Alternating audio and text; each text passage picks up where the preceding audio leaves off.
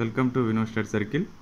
మనకు ఈరోజు ఉన్నటువంటి హెచ్జిటికి సంబంధించిన క్వశ్చన్ ఫస్ట్ షిఫ్ట్ రోజున అడిగిన క్వశ్చన్లు కొన్ని మెమరీ బేస్డ్ క్వశ్చన్స్ ఆస్పిరెంట్స్ చెప్పిన క్వశ్చన్స్ ఇవి. వీటిని బట్టి ఏంది అనేది మనకు తెలుస్తుంది. ఫస్ట్ ఆఫ్ ఆల్ మన వీడియో నచ్చినట్టయితే లైక్ చేస్తారని కోరుకుంటున్నాను. లైక్ చేసి షేర్ చేయండి, సబ్స్క్రైబ్ కూడా చేసుకోండి. ఎందుకంటే మీకు నేను చేసే ప్రతిదీ వితిన్ 1 అవర్ లోపల, ఎగ్జామ్ జరిగిన 1 అవర్ లోపల నేను అందిస్తున్నాను. కాబట్టి మీకు నోటిఫికేషన్స్ రావాలంటే మన వీడియోస్ను మీరు కంపల్సరీ సబ్స్క్రైబ్ చేసుకోండి. ఇంకొకటి, నిన్న జరిగినటువంటి 2 క్వశ్చన్స్ కూడా సరే, నేను ఆ ఈవినింగ్ షిఫ్ట్లో ఫిజికల్ సైన్స్ సంబంధించిన క్వశ్చన్లు, కొన్ని ఇవి సోషల్ స్టడీస్ సంబంధించిన క్వశ్చన్స్ కూడా నేను వీడియో చేసి పెట్టాను. ఆ 2 కూడా సరే మనకు వీడియోస్లో మన డిస్క్రిప్షన్ సరే లింక్లో కూడా సరే మన వీడియో ఛానల్లో ఉన్నవి. ఆ ఛానల్లో కూడా యూట్యూబ్ ఛానల్లో చూసుకోండి.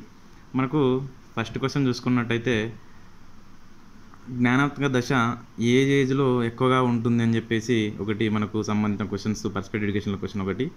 నెక్స్ట్ జీకేలో చూసుకున్నట్టయితే, ఇంగ్లాండ్ ఇండియా ఫస్ట్ మ్యాచ్ ఎప్పుడు జరిగిందని చెప్పేసి ఒకటి అడిగారు. నెక్స్ట్ వన్ చూసుకుంటే పుండరీకము పర్యాయపదం అడిగిండ్రు.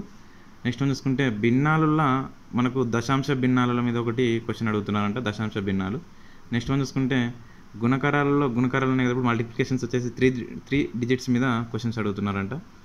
నెక్స్ట్ వన్ చూసుకుంటే దశాంశమానాలు ఇచ్చేసి, దశాంశమానం ఉంది ఇప్పుడు మనకు స్టాట్స్లో ఉంది కదా, దాంట్లో స్టాట్స్లో వచ్చేసి కమ్మి చిత్రాలు ఉన్నాయి కదా, కమ్మి చిత్రాలు ఉన్న దాంట్లో ఉన్నట్టు కమ్మి చిత్రాలు, దాంట్లో సోపానాలు ఏంటివి అని చెప్పేసి అడుగుతున్నారంట. నెక్స్ట్ వన్ చూసుకుంటే మనకు బయోసైన్స్లో సంబంధించిన క్వశ్చన్ సూక్ష్మజీవుల ప్రపంచం మీద క్వశ్చన్స్ అడుగుతున్నారంట అండి. సూక్ష్మజీవులు అని చెప్పేసి మనకు మైక్రోబయాలజీలో ఉన్నాయి కదా, సూక్ష్మజీవులు ఏవి ఉన్నాయని చెప్పేసి దానికి సంబంధించిన క్వశ్చన్స్ ఏవి, ఏం కథ అనే దాంట్లో అవి ఎక్కడ అంటే ఉత్పత్తి జరిగింది దాని మీద క్వశ్చన్స్ అడిగినారంట. నెక్స్ట్ వన్ చూసుకుంటే గ్రంథులలో ఎండ్రినల్ గ్రంథి ఎటువంటి, దాని యొక్క నిర్మాణ ప్రక్రియలు ఏంటివి, దాని యొక్క ఏమి అంటే పనులు ఏంటివి చేస్తుందని చెప్పేసి ఒకటి. తర్వాత హార్మోన్స్ గురించి ఒక క్వశ్చన్ అడిగినారంట. నెక్స్ట్ వన్ చూసుకుంటే పటము చిత్తుపటం మధ్య భేదం ఏందన్నటువంటి అంటే డిఫరెన్స్ ఏందని చెప్పేసి అడిగినారంట. ఒకటి చందో నియమం అర్థం అడిగిందని చెప్పేసారంట.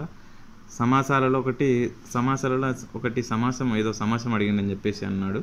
నెక్స్ట్ వన్ చూసుకుంటే కవిత్రయంలో ఉన్నవాళ్ళు ఎవరని చెప్పేసి కింద ఆప్షన్లో అడిగినారంట, దాంట్లో క్వశ్చన్. నెక్స్ట్ వన్ చూసుకుంటే వార్షిక ప్రణాళిక అని చెప్పేసి ఒకటి ఏంటంటే, ఇప్పుడు మనకు ఆదివారాలు హాలిడేస్లు అన్నీ ఏమి ఉంటాయి, తర్వాత అయిపోయిన తర్వాత ఎన్ని ఉంటాయని చెప్పేసి వార్షిక ప్రణాళిక మీద క్వశ్చన్ అడగడం జరిగింది.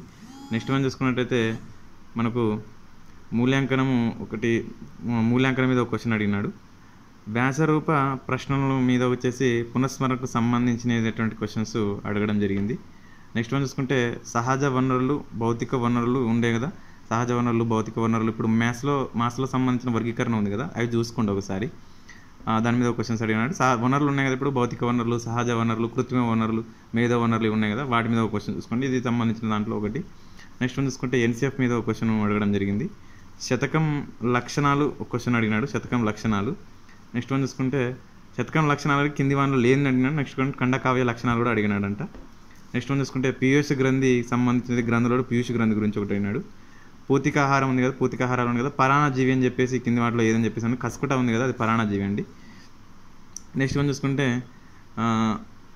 పరాణజీవిలో కస్కుట ఒకటి వస్తుంది, నెంపంతిస్ కూడా ఒకటి వస్తుంది అండి. బీగోనియన్ సంబంధించింది కూడా ఒకటి వస్తుంది. రసాయన ఫార్ములాస్లు ఉన్నాయి కదా, వాటి మీద సంబంధించిన ఒక క్వశ్చన్ అడగంట.